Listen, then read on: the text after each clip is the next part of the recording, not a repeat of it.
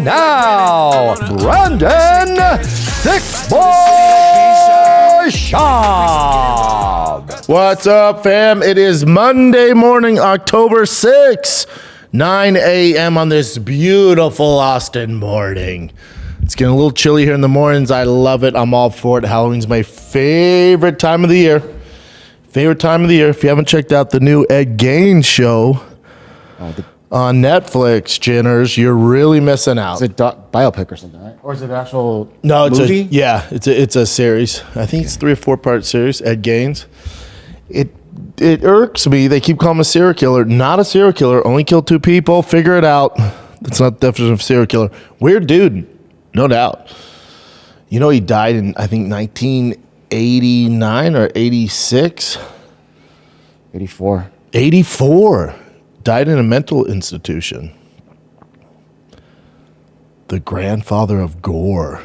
Jesus Christ. Yeah, see, it was an American serial killer. No, he wasn't. No, he wasn't. Killed 2 and then dug up a bunch of bodies and made furniture out of them. Weird dude. Creepy dude. But wasn't a serial killer. Show's so good, dude. It's so good. Don't tell me how it ends. Even though I just told you guys. I mean, that's just history. It's just history, dude. Full weekend of baseball. Full weekend baseball, football. Tiger filled in on the AAA team. Tiger plays on the majors, and then when they don't have a tournament, they ask if T wants to play with the AAA team. More reps, the better. T was a little half-assed this weekend. Not gonna lie to you guys. A little half-assed. I don't know. Just low energy, man. You know, there's nothing you can do. They're kids, right? They're just kids. Yeah, they're kids. Yeah, it happens. It happens. His buddy's in town, or was in town. Anthony and Luca in town from L.A., so he's up late with them. I put him to bed early because I told him you have early morning games, and he was like, cool, I'm going to play grab ass with my friend at midnight. And then you're tired in the second game. The kids are pitching 50, which is slow for you, and you don't knock it out the park, and I get frustrated. The kids, though. I'll tell you what's funny, and then I'll move on with the travel ball shit after this, I promise. Oh, travel ball dads, feel me on this one. My son, right? When I was a kid, it wasn't like this. The bats these days that kids use, my son uses a 30 drop 10 bat, so 30 inches, drop 10 barrel size, right? He uses a 30 drop 10. This year alone, he's gone through 3 bats. Minimum, the bats are $350. On the high end, they're about $500. With taxes, you're looking at about $550. They give you a year warranty if it's a certain amount of time, but you got to call the manufacturer. It's a nightmare. I got him this new bat. It is a soldier tank bat, and the thing that the travel ball kids like these days is the crazy like 80s, 90s color, like pink, turquoise, yellow, like the crazy looking bats or whatever. I don't get it. But also Easton or soldiers make them brown so they look like wood, so they don't have the option. But whatever. So the kids like all these crazy fucking exotic colors. So he picks this soldier tank bat.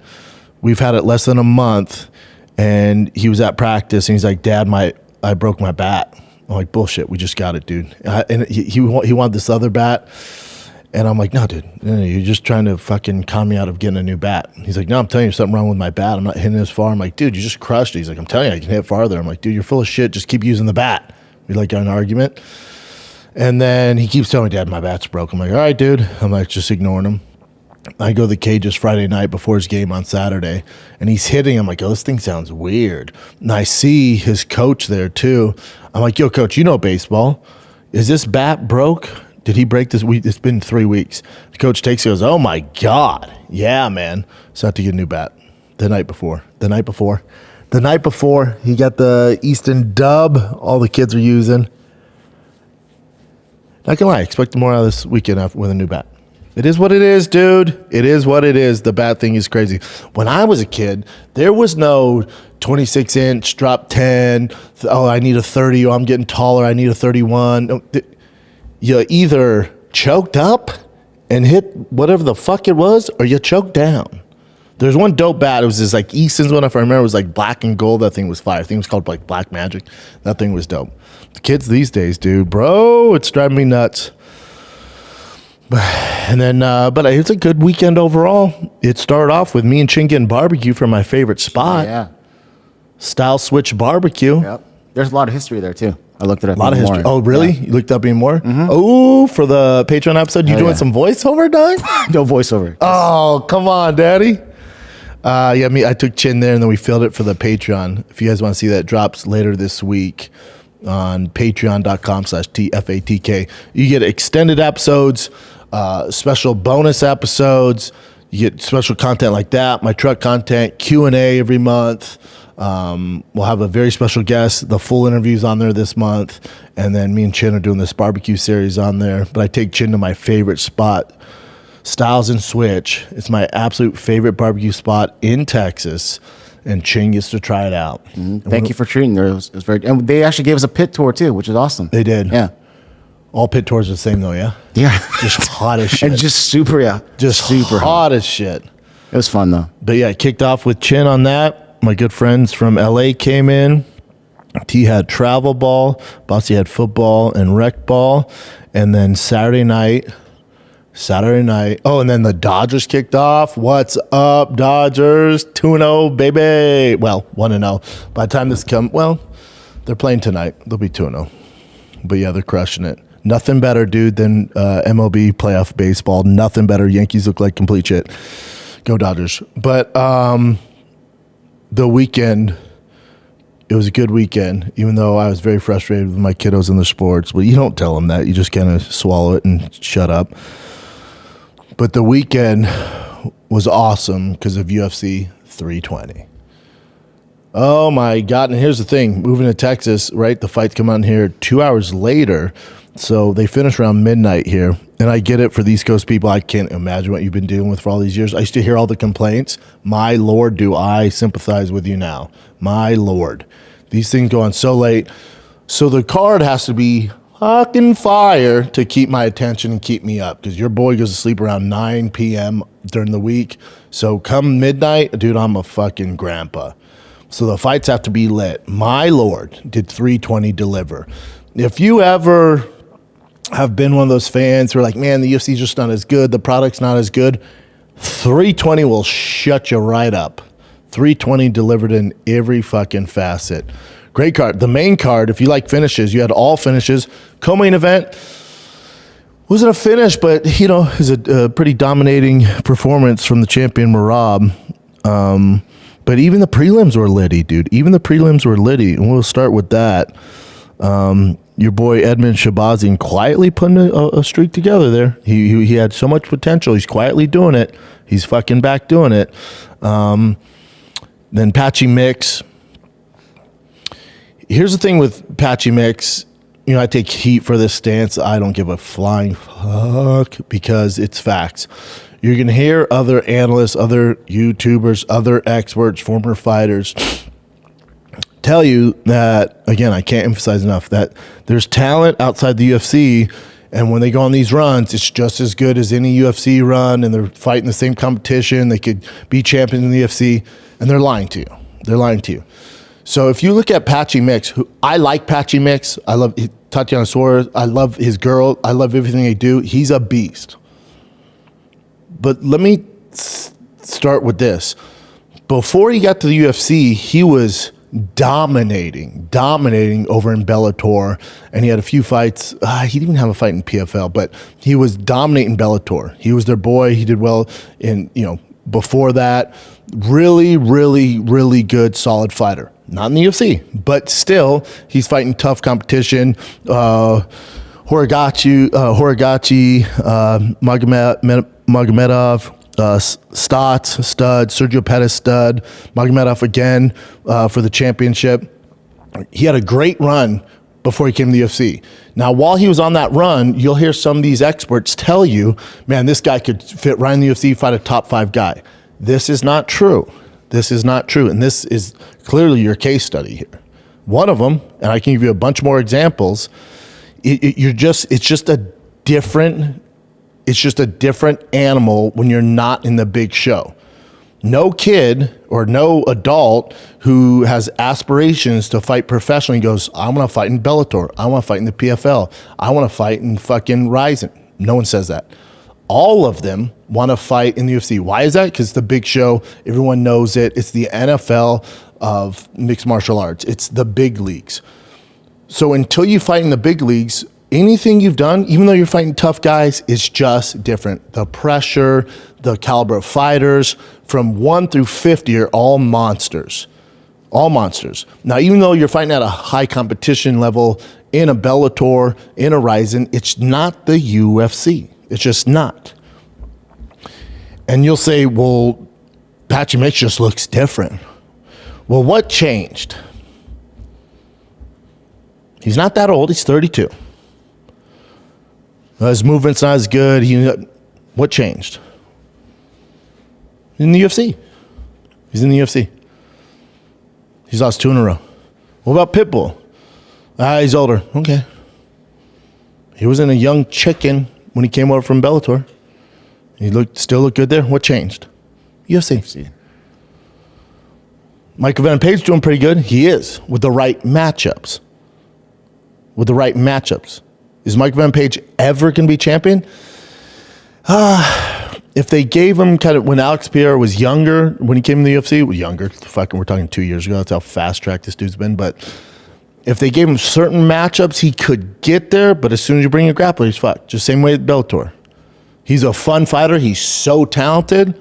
Is he the 1% of 1%? No. Not when it comes to UFC mixed martial arts in that division. But he's an amazing fighter. Michael Venom Page probably doing the best out of the bunch. I love Michael Venom Page. Must see TV. Give him the right matchups. He's already a superstar. But these other guys, people are like, man, what happened? UFC happened. You're in the big show. Well, but he fought for a world championship in Bellator. I know it's Bellator. You think the guy playing starting quarterback in the CFL championship has the same nerves and pressures as the starting quarterback in the NFL Super Bowl? No, not even close. And the level of difficulty to get to there, they're ready for the moment. These guys aren't. So you're seeing them struggle. Man, what happened? UFC. It is what it is. So it is. I don't think they should cut Patchy Mitch. Patchy, I wouldn't do that to the guy. I think you give him one more. See how it goes. Let's take a little break here, because if you're looking for the perfect buzz without the hangover, like most people are partying right now, you're Dodgers, all right? We're doing the damn thing against Phillies. You're going to have some drinks with the boys. You're going to watch UFC Fight Night this weekend with the boys. You don't want to be hungover. You don't need all that. You want the perfect buzz without the hangover. Well, let me tell you about Breeze, spelled B-R-E-Z, incredible functional beverage company revolutionizing how we drink.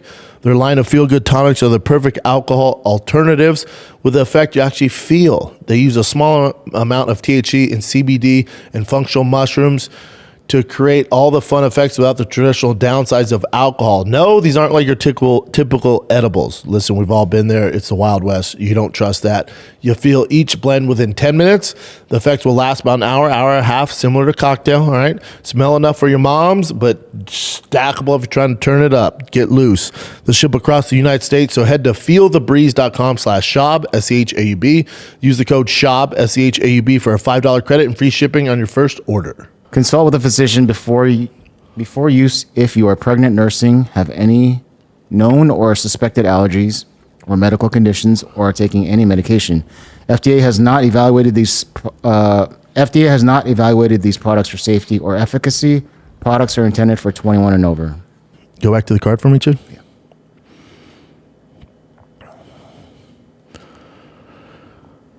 Santos look damn good. That Atiba Gautier is a fucking problem, man. You saw him on Dana White Contender Series. If you saw the piece they did on him in Africa, this dude is a fucking problem, man. So much power, so much athletic ability. This dude is a fucking that big problem. jack Oof, dude. oof. Yeah. He's only 23 too. That boy is a problem. He's gonna be tough to beat, man. And they're doing it just right. Not too much, not too soon. Building him up. He's fucking tough, man. Yeah, 9-1-0. Yeah, he's undefeated in the UFC. Just keep giving him guys to get more experience. That kid has so much potential, not even funny. And the main card was fucking tasty. Super tasty. Joe Pyfe. On paper, I thought Magomedov was going to give him a lot more problems. That first round, it looked like he was. And Joe was shooting in, and then he got reversed, and it looked like it was going to be a rough night for him. Like, what the fuck, Joe? Keep it on the outside, knock this dude out. And like Rogan alluded to, maybe he was just trying to engage in the grappling to wear him out and then knock him out in the second or third. But in his post-fight press conference, he was like, I was just out of it. He's like, mentally, I wasn't there. Physically, I was there, and it took me getting beat up in the first round to finally shake it off. And I've been there, dude. You're just, for whatever reason. And he said he was falling asleep in the locker room. Dude, I've been there. That's my Nogueira fight. That's my Roy Nelson fight. I'm in the back. For whatever reason, we did all this camp. Physically, I'm good. Physically, everything's in tune. I'm in great shape. We got the game plan. But mentally, you're just not locked in. You're just like, I don't know, man. Falling asleep in the back. I took an hour and a half nap before my Nogueira fight. I don't know what it is. It's just one of those days. Joe Pyfer got lucky. Not lucky, but he was fortunate enough where something woke him up. And he came alive in that second round and just did what I thought he was going to do and fucking just mollywop this dude. He looked great. Definitely a top 15 talent. Sky's the limit, especially when he stops headhunting, especially when he stops just relying on that right hand because he has the power. He has Poatan similar power where it lands and it changes the dynamics on guys' faces. You see when he lands like, oh, shit, it's a problem. Similar to Alex. But Alex has a lot more tools, right? Glory world champion. So he just needs to hone that in where he's not headhunting all the time. And now, got a submission, black belt. Okay, bud, we're cooking. Yosef, poor Josh Emmett, man. If you watched him working out with TJ Dillashaw, he's throwing up, just working his ass off, grew the beard out, has some gray in the beard, the power of the red bear. And then you hear him say, I've taken all this time off. I've been working on my power, y'all. What? That was a red flag. Because no, that you're not world champion because you lack power. It's a skill issue and a game plan issue. Fuck your power. You're probably one of the most powerful, if not the most powerful guy in the featherweight division. Especially when you land, you should have been working on other stuff. And then you do all that work. You have TJ Dillashaw in your corner, and nobody's better conditioned than TJ, and you're working your ass off. And then you go in there and you get fucking mollywopped. That Yosef kid just fucking ran him through the fucking rings, man. It's heartbreaking. Jiri Khalil Roundtree, fight of the night all day. Here's my question for you. I love Khalil, right? Love Khalil. Championship caliber, is he ever going to be champion? Probably not. Now, you can't. It's not fair to say that because we're going to jump a little back and forth there. Because with Alex, with Poatan, he's going to leave the light heavyweight division. There's nothing really left for him there. The trilogy with Ankalaev, fuck off. That's never it. You don't get mollywop like that in a championship fight. And then we know in the first fight, this is more evident than ever, that he was compromised. And it went to decision. Even that was insane. But there's no trilogy. Nobody wanted this, to be honest with you. No one was really like, but it's just unfinished business. You kind of got to before you jump to heavyweight. Like, there's unfinished business. You were hurt. Okay, go get that win, and then we'll jump. That's what he's doing, right? So Alex is going to leave the division. Guaranteed it. Alex is going to leave the division. He's not going to stick around for these other cats. There's nothing left for him to do there. The big moneymaker fights, the big money ball fights are in the heavyweight division now for him. He's going to go do that, especially at his age. That's happening. So that opens up the door for guys like Jiri Khalil Roundtree. This opens up the door significantly for a guy like Khalil Roundtree, who won 2 out of 3 rounds against Jiri, won some rounds against Alex, but he's not going to beat Alex, But now Alex leaves, it opens the door for these guys. So it's not fair to say, oh, Khalil's not championship material, because now it's kind of wide open. You know, if he makes a few adjustments, obviously, you know, that third round, he was winning the fight till then. He's definitely up 2-0 and then gets, you know, clocked playing that game with Jiri. But these guys are lucky Alex is leaving the division, because we all love Jiri. I don't know anybody who doesn't like Jiri. He's fucking awesome. He's must-see TV. He finishes most fights unless he's fighting certain guys. He's just must-see TV, samurai culture, all that shit. It's all great. But I didn't watch that Jiri fight against Khalil and go, oh, he's ready for Alex. Fuck no. No, he ate so many shots. And the difference between that is Alex lands those shots, it's fucking over, as we saw when they fought. It's fucking over. So his defense, while it's improved, he still gets hit. But luckily for Jiri, for Khalil, for these other cats coming up, Alex is going to leave the division, so it leaves it wide open. Leaves it wide open. You feel bad for Khalil. Merab, Cory Sandhagen, man, you guys know who I was going for in that. Cory's my boy. There's going to be no after party at Castaneda, unfortunately. Castaneda's for closers, okay? Love Cory. You could give him 1 or 2 rounds. You give him the first round for sure, maybe the fourth, but most judges only give him the first. 49-45 across the board. 49-46. So that's fair. That's fair. Merab's just so fucking good. So good. Is he the best bantamweight of all time, Chin? Right now, of course, but well, all right time, now he's champ, dog. I know, but all time, that's... The only other one would be Dominic Cruz. And if you look at their strength of schedule, Dominic Cruz's strength of schedule is tasty. My only argument why I'd still have Dominic Cruz over him is because Dominic Cruz, although wrestling background, he didn't rely on just grappling. And Merab mixes it up now, for sure, but especially in a lot of his earlier fights, it was just wrestling. So your chance of getting finished, your chance of getting knocked out is way less. Where Dominic Cruz would mix it up, so the guys had the capabilities to land stuff, where Merab, there's not a ton of room to land anything because he's just so overwhelming. So I would say the way Dominic Cruz did it, and also the legends that he beat, which is all in hindsight, but Uriah Faber, DJ, Benavidez, there's a lot to look at with him there. This is him there? Yeah, this is Dom. Yeah, you look at Dom's run. Go down for me.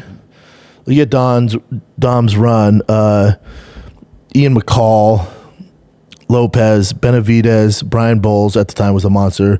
Benavidez again. Scott Jorgensen was a beast. Uriah Faber, DJ, who's literally probably pound for pound number 1 of all time. TJ Dillashaw, Uriah Faber. Yeah, this is when they were all like super good. In their too. prime. Yeah. In their prime. In your prime. Yeah, it's an impressive fucking list, man. It's going to be hard to beat out Dom. But Merab is just so fucking overwhelming, man. Because you look at his, I mean, his is pretty fucking tasty. Marlon Moraes, Jose Aldo, not the best fight. Peter Yan, Henry Cejudo. So, Jose, Peter, Henry, Sugar, Umar, Cory Sandhagen. It's impressive, but I still give Dom the nod there. You're talking legends, dude. Legends. Did you find Merab's style exciting? Yeah, the fight was exciting. Yeah, and Merab, he'll take some flack for kind of coasting a little bit here and there and getting a position, holding it. Here, he was going for broke. He was trying to break. He definitely did strike every now and then. Yeah, he looked a lot better in this fight. I don't know how anybody's going to beat him. I just don't see it. I thought Cory had the best chance, like I told you guys last week, with some of those aces in his back pocket. There was just no opportunity. There was nothing there. He's so fucking good. He's so good. And then he wants to fight in December. His 4th title defense in a calendar year. They should absolutely do it. That's what you want from your champs. But who's he fight? Who's he fight? Now, if he's cut from the old school, those guys, that's the difference between with him and Dom. Like back in the day, there wasn't a lot of guys that would jump weight classes. They would stay and just get these title defenses, you know, and build it up. For Merab, and again, it's not my doing. This is just what I think. It's the formula that the UFC uses now to get mega fights, to get major eyeballs. They do these super fights. It just is what it is. Alex going to heavyweight, you're going to get that. Obviously, Islam Makhachev going to welterweight. Alex Pereira talking about going up, right? That's because those are the big money grabs and those are the big fights everyone wants to watch. For Merab, there's not a lot left for him. Song Yadong, nobody's watching that. And he beats the brakes of him. Figueiredo's knees in fucking shambles. He beat Cory. He beat Peter already. He beat Umar. He beat Sugar. There's not, if anyone's cleared out the division, it's that guy. So what do you do? What do you do? The only thing that makes sense is Volkanovski. Do a super fight with Volkanovski. It's a phenomenal fucking fight. Pantoja gets Joshua Van, right? Oh, yeah, he does. Volkanovski wants Leon Murphy. Again, if you're the UFC, you're signing this huge deal with Paramount. So that first Paramount cards, they say is going to be one of the best cards ever. And then you have the White House card. Well, what would draw more eyeballs than a Merab Volkanovski fight? Because Pantoja Merab, that's a phenomenal fight. The hardcores are like, dude, take my fucking money. I'm just talking about for Paramount. Remember, assume 80% of the audience doesn't know who the fuck Pantoja is. They'll know Volkanovski. They might know Merab, but they'll definitely know Volkanovski. So if I'm the UFC, whether it's that first Paramount card or it's the White House card, I'm doing Merab Volkanovski. That's what's next for Merab. There's not a ton there for him. There's just not a lot there. He's beat all the main contenders. He's one of those guys that could leave and then come back too, you know? Mm-hmm. So Merab Volkanovski is the fight I would do to really knock people's socks off. When you talk about putting the best fight card on ever, that would do it. Now, he beats Volkanovski. It's going to be tough to argue that he's not the best ever. Ever, ever. Who would you have in that fight? I was going to ask you the same question. Because Volk's a little older, a lot of damage. He looked good, though. His last fight, he looked fucking good, man. I remember some of the knock on Volkanovski. Remember, he was pound for pound like 1 or 2. And they took the Islam fight on short notice, got knocked out, took another fight. You know, it's just bad management. Obviously, he has all the money in the world. He has like a fucking 9,000 acres in Australia now, so it's worth it. But it's similar with Poatan. Like, the fans are so quick to write him off, like, it was a good run. That guy's done. And then, bam. And they come back. Yeah, it's MMA. It's not boxing, dude. Yeah. Like, it's okay if you lose one, especially if you're compromised or stuff like that. The issue is the audience stop believing when these fighters go, I was actually hurt, man. Okay, that's why you lost? Okay. Poatan, he really didn't even tell us. He got leaked, his hand was broke, he had a foot issue, and all, and you're like, bullshit. And then you see this, like, oh my God, yeah, he was super compromised. He fucking dog walked that cat. That was very fast. So for Volkanovski, same thing. Everyone's quick to jump off the hype train, but not with Volkanovski. Too good of a resume to just say, that guy's done. Merab Volkanovski's the fight.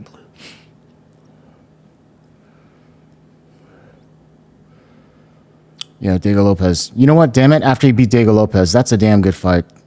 Yeah, and he had rest, dude. Yeah, especially with the rest. Damn near took a year off, but you're talking he loses to Islam in that decision where he came up. I thought he won, and then he beats Yair. You're like, holy shit! And then he quickly comes back, fights Islam again, gets knocked out, and then shortly after that, you're talking late October, so November, December, January. Then 3 months later, fights Ilya, the hardest hitter, gets knocked out. And like, oh, he's done.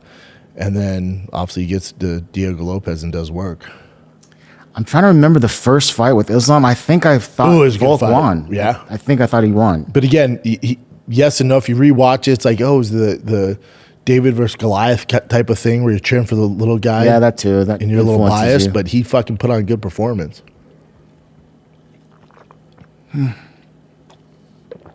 That's the fight, though. Merab Volkanovski. Yeah. So, a little break here, because when I started this podcast, the Schaub Show, Find Their Kid, it seemed like I had to figure it all out on my own because Callan doesn't do shit.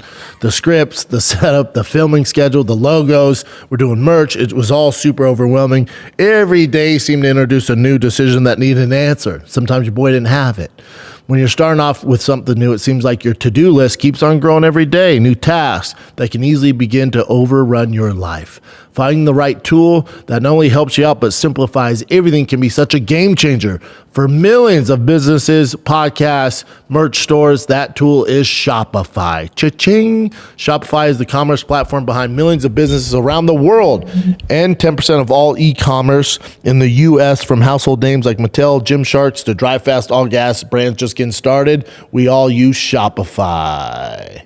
Get the word out like you have a marketing team behind you. Easily create email, social media campaigns whenever your customers are scrolling or strolling. Best yet, Shopify is your commerce expert with world-class expertise in everything from managing inventory to international shipping. We got you. If you're ready to sell, you're ready for Shopify. Turn your business into an idea. Cha-ching with Shopify on your side. Sign up with your $1 per month trial. Start selling today at shopify.com/Schaub, all lowercase SCHAUB. Go to shopify.com/Schaub, all lowercase SCHAUB. Cha-ching. With Alex and Ankalaev, my God. Boy, is the UFC brass celebrating today. Because Alex is their biggest star, hands down, not even close. If we were to lose to Ankalaev, who's unmarketable, just no one here gives a fuck about him. And people are like, dude, you're thinking about only the States. Correct. Maybe elsewhere he's marketable. Here, it's just not happening. It's not happening. Alex, it's happening. The UFC needed him to win so bad, and you'll never see a trilogy. All those, the Daggies or wherever the fuck, if you're an Ankalaev fan, you're like, well, it's 1-1 now. Well, the first one went to decision. Alex was compromised. Look what he did. You don't get a trilogy fight when you get fucking mollywopped. I mean, this was even a competition. The last time, I'm trying to think, in a championship fight, you saw a guy just get absolutely outclassed. Jon Jones, Cyril Gane. We're like, oh, I never want to see that shit again. That's what this is. You're like, oh my God, that was a fucking annihilation. They're not in the same fucking ballpark. Yeah, but Ankalaev won the first one. Okay, kind of. And we obviously can't show this, but just goes to your point. Like, they want Alex to be their guy. So they actually UFC released the full fight right after the pay-per-view. Oh, yeah. They do that once in a while because they want to promote the guy that they want. You know what that means? That means not many people bought this pay-per-view. Oh, I didn't know that. Yeah, because that means they can tell how it's tracking, how it's doing. This card really got no hype. Didn't get the hype it deserved. So no one was really following it. Few of the hardcores, casuals didn't give a fuck. Brian's dumbass, he's in the middle of casual and a big fight fan, had no idea this card was going on. I mean, he was like, wait, what? I'm like, yeah, man, it's this Saturday. A lot of people didn't. And I got buddies like my neighbors who are UFC fans. Sorry. Go ahead. Those 12-6 elbows to the fucking head and liver. I was going to ask you that, like, it didn't seem like Ankalaev even tried to turn. He just stayed there. Well, he's fucked up. He's out of it. He got rocked. Through the pressure, Poatan got him to switch his stance. So you're and Dominic Cruz talks about this all the time. Your defense, while you might be good in southpaw or traditional, your defense on the other side when you use it, it's just a little hair off. And so Alex forced him to switch stances and then fucking lights him up. Yeah. It's brilliant. My God, did the UFC need this? I'll tell you what, all credit goes to Mark Zuckerberg because he visited him in his locker room. Dude, get the fuck out the locker room. What are you doing? What are you doing, bud? Because you stole Facebook from those two twins, you think you deserve to walk into Potan's fucking locker room? Get the fuck out of there. What are you doing for this big fight? You seem to not like him a lot. Nah, fuck that guy. He's pulled the wool over everybody's eyes. Like, oh, look, I'm on TRT. I do jiu-jitsu. I'm tough. Fuck off. Because you wear a white tee and a chain and you start rolling around with people? Get the fuck out of here. But that's the marketing that he's going for. People like, he's actually a bro. Get the fuck out of here. Yeah, Alex, he's done with all this. He's done with it. He's going to heavyweight. He'll be on the Paramount card or the White House card. I think he's on the White House card. Here's where it gets tricky. And obviously UFC, they have some time before these cards, but you have Cyril Gane and Tom Aspinall fighting soon. What, like 2 weeks? It's October 21st or something? Yeah, so 2 weeks. If in some weird world Cyril pulls that off, you're getting Cyril Gane Alex, which is a great fight for Alex. The thing I get held up on is Tom. There couldn't be a worse matchup for Poatan than Tom. There couldn't be a worse matchup. With his grappling capabilities, big, powerful, it's just a bit of a nightmare. If you're a Poatan fan, this is insane that's coming out of my mouth. You like his chances better against Jon, the GOAT. You like your chance. He's older, hasn't been as, Tom's in his prime, man, and he can grapple his ass off, and he's fucking big. Yeah. Jon's big, but at least Jon was naturally a 205er. You like, if you're a Poatan fan, you want to see him do the unthinkable, the unimaginable, you want him to fight Jon. UFC knows this. Listen, if my dumbass is telling you this, trust me, the UFC knows this. And UFC is going to do what's good for the UFC, not what's good for Tom. So I could see them doing that. Now, if Tom starches Gane, it's almost going to force the hand where you can't just leapfrog Tom and put Jon versus Poatan. It's going to force the UFC to do Tom versus Poatan. And Poatan just has this. You can't count him out. You can't count him out. We'd all tune in. Even if he loses that one, it's like, okay. Again, it's not boxing. Okay. So you shot for the moon. You're still fucking legend, dude. Like, even if he gets submitted by Aspinall, all good. But if this is like a decision, if he were to lose it, for sure he's not fighting Poatan. But if it's a decision, if it's back and forth, if he doesn't look impressive, Potan's going to leapfrog Tom, even if he wins. But if it's not impressive, he's going to leapfrog him and then do Jon versus Poatan at the White House. I would almost guarantee it. The pressure's on Aspinall, not Gane. All the pressure's on Tom to look better than Jon did against Gane. That's going to be tough. It's going to be tough. Yeah. That's what he has to do. That's the pressure he's under. Because it's not even like, oh, can he beat Gane? It's like, no, hold on. You got to beat him worse than Jon did in order to get that fight at the White House. It ain't right. I'm not saying, it's the culture of the game we're in. What else you got, Jen?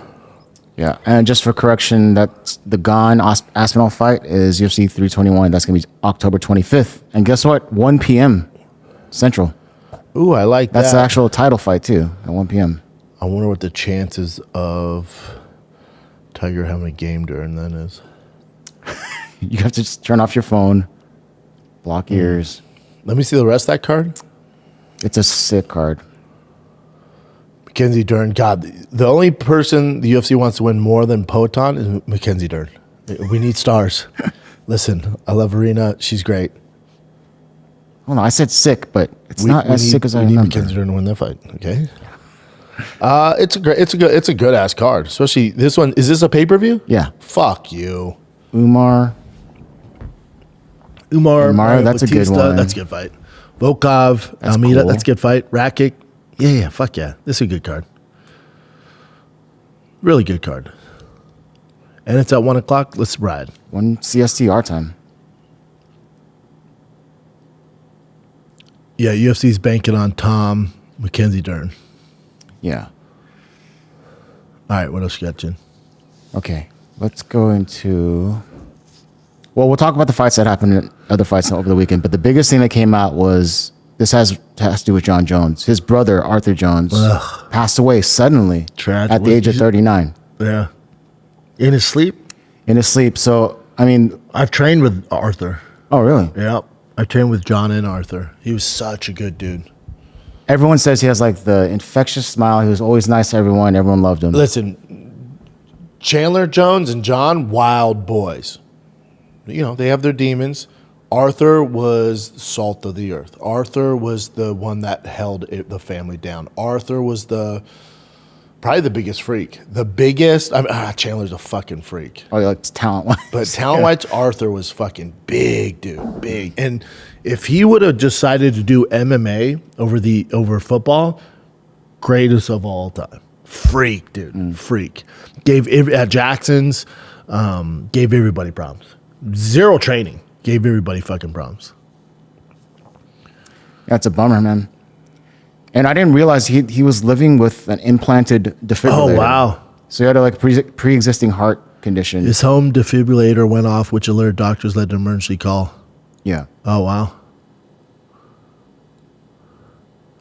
Pre-existing heart condition. Wow, that's terrible. So then, of course, I looked it up. I'm like, did he play with the No, he didn't. It was after, he finished the sport and then... Yeah. Poor John, man. That's tough. Yeah, like, especially with John. Like, he's...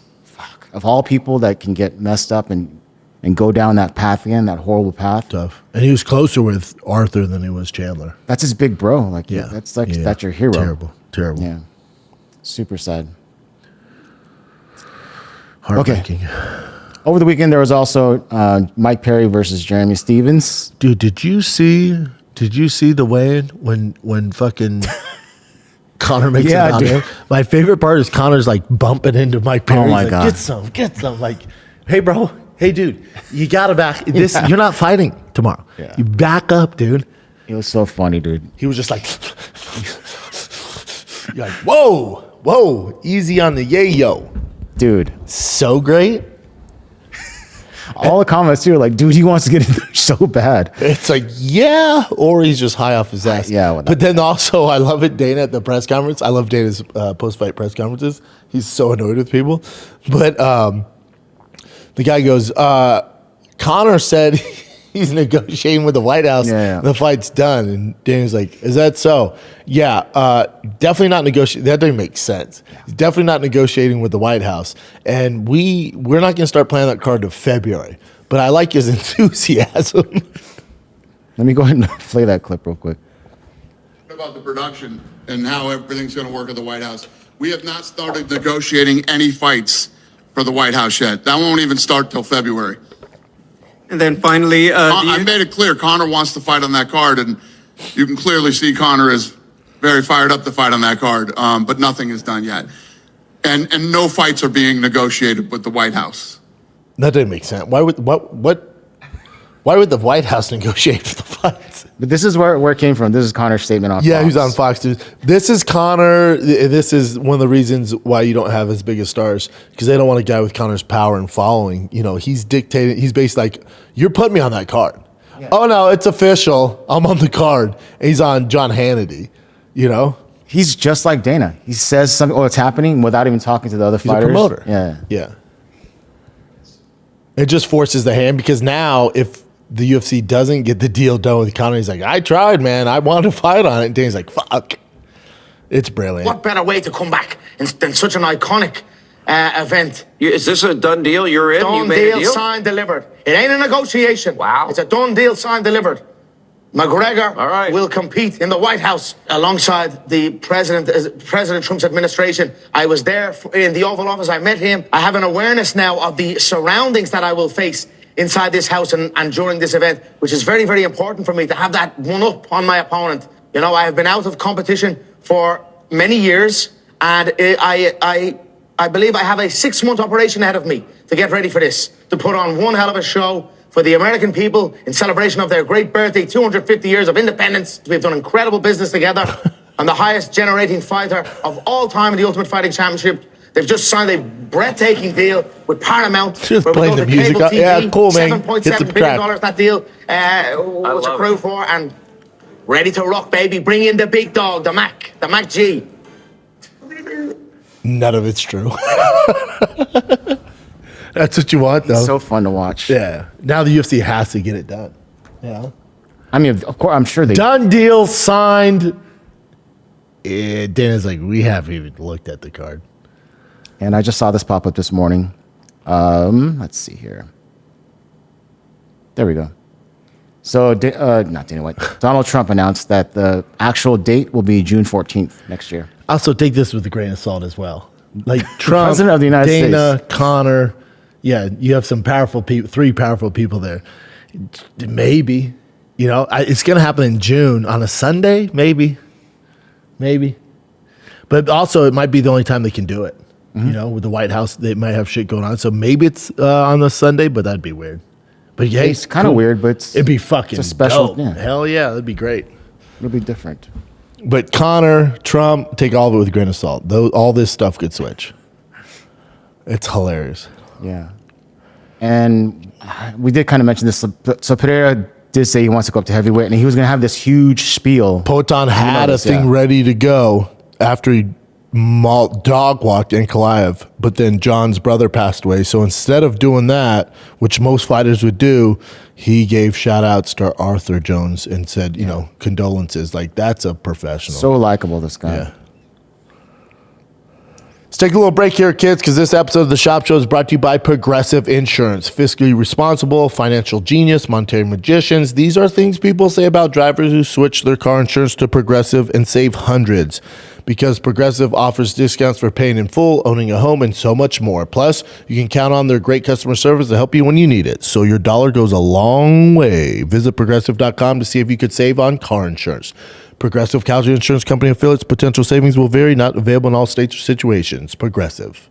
This October, Fear is free on Pluto TV with horror movie collections from Paranormal Activity, The Ring, You will die in 7 days. Scream, and From Dusk Till Dawn. This is my kind of place. And don't miss the man-made nightmares in Mary Shelley's Frankenstein or the world-ending chaos in 28 Days Later. Something in the blood. All the scares, all for free. Pluto TV. Stream now, pay never. And there's also one other thing is his foot. I guess his foot he believes his foot's broken. And I only saw a few kicks against Ankalaev. I'll just play the clip. I know he doesn't make his. This is more about him saying he's not going to fight John, or he's waiting to fight John because he's respecting the fact that When did he do this interview, though? It's like right after. It seems like it was right after. The fights, it's what the UFC wants to do. But if it was up to him, what does he think is the most exciting and most probable matchup next? Peso pesado. Casa Branca, Jon Jones. Jon Jones. Super luta. White House, Jon Jones, That would be Alex sick. Pereira. I have goosebumps. That's the biggest Mas quando eu fight. falo Yeah. com todo respeito, entendeu? Eu sei como que eu Damn, his foot's in a fucking thing. But I'm saying that with all due respect. Yeah, I don't want to come off. momento, né? Pô, não sei se eu deveria estar falando, mas também de uma forma, né? Eu acho que eu também tenho uma liberdade de falar, porque eu já passei por isso, né? Então, talvez uma forma até de ele tá se motivando. He's been through? Né, agora. Eu acho que eu e o Jon Jones, a gente fizemos muitas coisas. Um exemplo, se o Jon Jones perde pra mim, ele vai ser o melhor de todos os tempos pra mim. Isso nada vai mudar pra ele. There you go, Eu Alex. acho que é só pra ter a super luta. That's a motherfucking super fight. I'm with Alex. Yeah, it's just for the audio But listeners. he said I've got. He's been through it as well. So I didn't look up if his brother passed away, Look but it up. I'll look at him. Yeah, but yeah. So he wants to fight Jon Jones, but he wants to respect the fact that obviously his brother just passed away. Yeah, he's walking a fine line there, but the way he's going about it's perfect.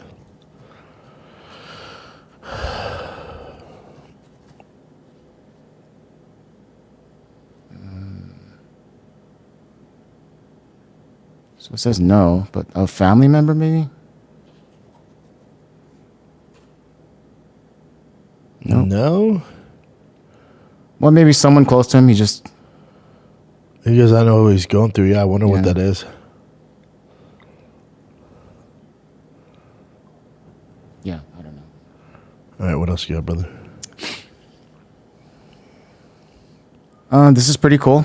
Lightweight bout between Beneil Dariush and Benoit Saint Denis is going to be added to UFC 322. That's good. That's a good fight. Oh, this is kind of crazy. So this dude is an MMA fighter coming at a 0-5. Right, that's his record, 0-5, and this is how he wins. He actually wins a fight for the first time, and look how he wins. The black guy's 0-5. Expert rules. Got the ground and pound in effect.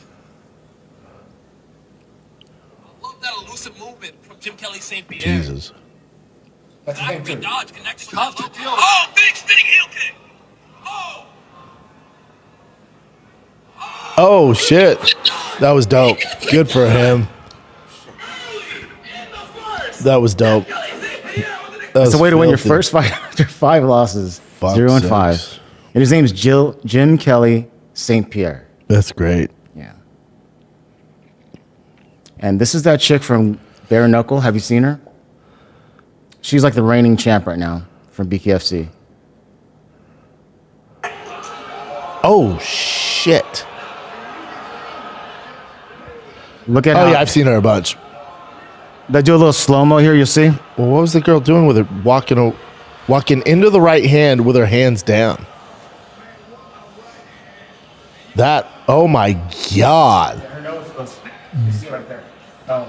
Don't walk into this power, girl.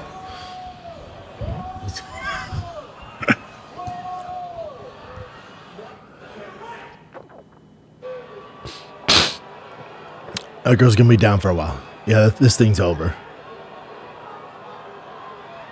Yeah, that's a brutal sport. Jesus Christ! Oh wow, that Jesus Christ! Oh my God! And I love seeing this stuff. So this is Cory Sandhagen and Merab Dvalishvili behind the scenes after the fight. Yeah, they're both good dudes. Yeah. I see you next time. I'm gonna get you next time. Hey, your name. You got to get in the second. You almost finished me. All right, yeah. Hey. Yeah. Two super likable guys. Cory rocking that Sons of Anarchy vest, huh? Hell yeah, dude. That's just Cory's dope. been his whole thing has been changing. Right? He's becoming like a. He's a creative dude. He's Yeah. always he's different. It just seemed like he was super shy before, but now he's kind of coming out of his shell. Yeah, he's awesome. The more he comes out, the more people that like him. He's brilliant. Shoot. I'll just play this for you. This is Stylebender reacting to Alex winning.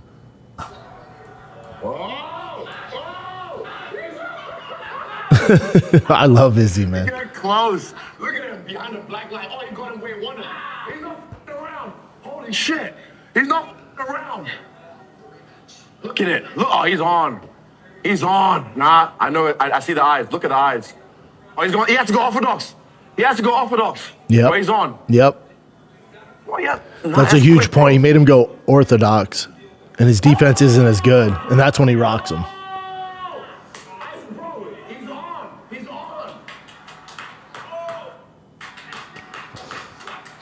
on. Go. Finish it. Find your shot. Find the shot. Yeah, but find the shot. It's over. It's soon. Go, Herb. Yeah, on top. That's it. It's over. He's all. Shama.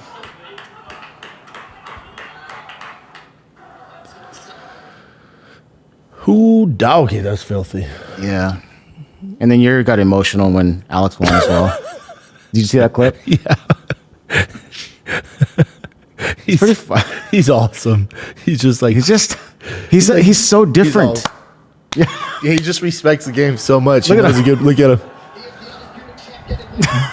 He ain't never beaten Botan. That ain't happening. He says they have a good relationship though, him and Potan. Yeah, Potan's you're team. probably cheering for him. Yeah, dude. Oh, this one. Is this his coach saying it? I forgot if it was his coach or not. Yeah, it's Ilya. So this is about Ilya Topuria. So it says UFC wants to open a new contract with Ilya in January in Los Angeles For the first Paramount card. and his rival would be Justin Gaethje. Now, I know all the news is Justin Gaethje. I'm still hearing Patty. From my inside sources, I hear it's Patty. Oh, I hope it's it might be too early for Patty, but it'll be more fun to watch. Yeah.